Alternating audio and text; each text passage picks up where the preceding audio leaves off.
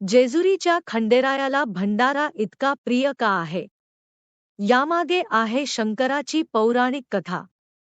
लोकही मोठ्या श्रद्धेने हा भंडारा कपाळाला लावून घेतात. जेजुरीचा खंडोबा हे लाखो भाविकांचे आराध्य दैवत आहे. पुण्यापासून काही तासांच्या अंतरावर असलेला जेजुरी गड सर्वांना माहिती आहे.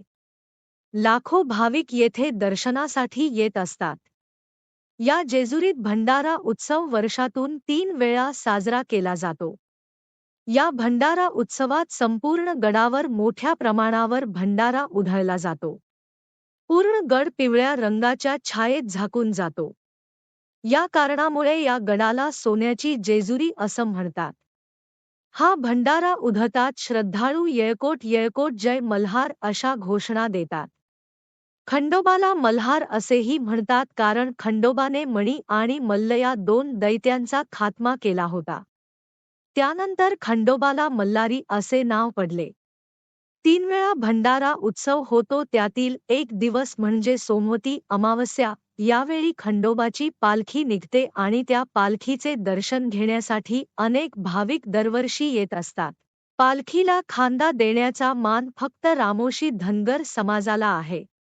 खंडोबा हा महादेवाचा अवतार आहे असं मानलं जातं. हा नवसाला पावणारा देव आहे. त्याच्या 2 पत्नी होत्या, म्हाळसा आणि बाणाई.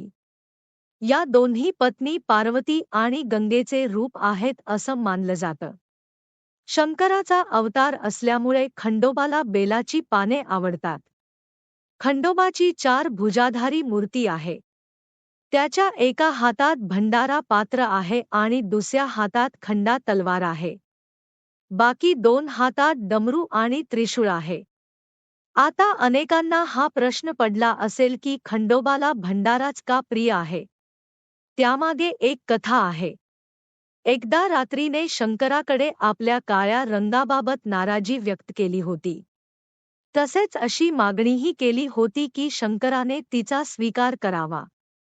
तेव्हा शंकराने तिला वरदान दिले होते की जेव्हा मी मार्तंड भैरवाचा अवतार घेऊन जन्म घेईन तेव्हा मी तुला मस्तकी धारण करेन. त्या वरदानाने रात्रीने हळदीच्या रूपात पृथ्वीवर जन्म घेतला आणि शंकराने मार्तंड भैरवाचा अवतार घेतला. त्यानंतर खंडोबाने मल्ल आणि मणीचा संहार केला